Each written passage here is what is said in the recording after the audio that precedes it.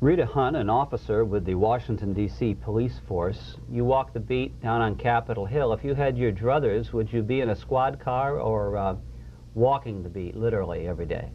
I would definitely be walking. Why? You get to know the community. Everyone tells me I know everyone. When I'm walking, someone's always throwing their hand up at me. Some of them address me by my first name.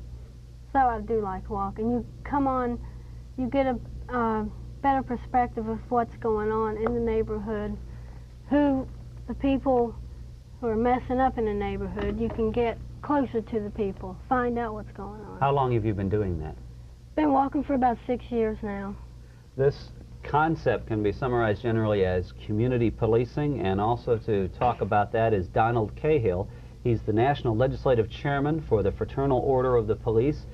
Community policing, can you give us a quick definition of that? Well, community policing is actually the police and the community working together to reduce the crime rate or actually to do away with crime in the neighborhood or to help solve crime, but all working together. John Eck is the Associate Director for Research for the Police Executive Research Forum. John Eck, is this an old idea with a new name? Partially yes, partially no. A lot of the ideas that we now talk about as community policing come from old concepts of policing, but it has a different twist to it today. It's a lot more systematic. It builds a lot more on social science research, which is only in the police area coming to the fore in the last 20 years. So it's both, old and new. Our phone lines are open for the next hour, where we'll be discussing the notion of community policing, exactly what it is and how it's working. As we touch some of the issues in the next several minutes, you might have some thoughts about the matter you'd like to address to one of our guests. You can begin dialing now using the phone numbers that appear on the bottom of your screen, and we'll go to the phones in just a minute. We're fortunate to have a practitioner, a think tank type, and a union man or a representative of a large category of police officers. And out of that, we ought to get a sense of exactly what community policing is. And back to you, Officer Hunt. When you decided to become a police officer, did you have an idea about what you do every day that did not include walking a beat? My basic idea was really to help people. A lot of people say, you know, everyone says that, that's why you're here. It really was getting back to helping people.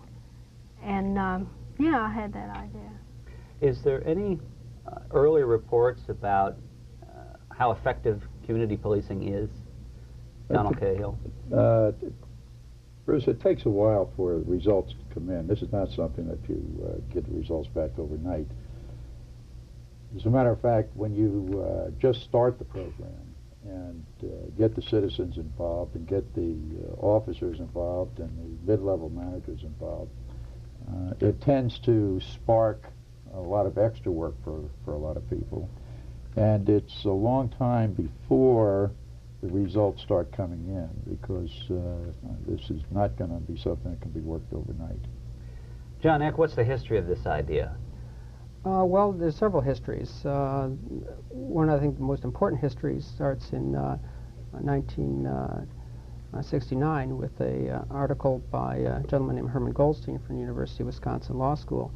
And his idea was that police, like many public bureaucracies, have gotten away from the idea of what their purposes, what their goals are, and have focused too much attention on procedures and equipment and internal operating matters. And that really what the police should do is focus on effectiveness, on what the end result of policing is, instead of the means for getting there. And from this, he came to the idea that really what the public expects of the police, what they call the police for, what they pay the police for, is to handle problems. And he really didn't define problems precisely, but he gave a lot of examples. And they varied from bicycle thefts to terrorism incidents. We think of them now a lot of times as crime patterns, but a lot of times the patterns, the problems that police are called in to handle don't have people calling in a lot. They may be too fearful. Gang-related violence and drugs today are good examples of that. Sometimes people just don't think the police are the appropriate ones to handle it. For example, an abandoned house used by some homeless people, there's a major nuisance in an area, the public is upset about it, but they don't know what to do. And these are problems which police are very often confront. Police are probably the lead organization in a municipality. They're 24 hours. No other agency is around 24 hours as a full-service agency. And in that respect, being recognizing the diverse nature of citizens' interest in what the police do, instead of just focusing on crime as if crime were a separate entity, is to look at the totality of what the public wants for the police and to try and address it in that way.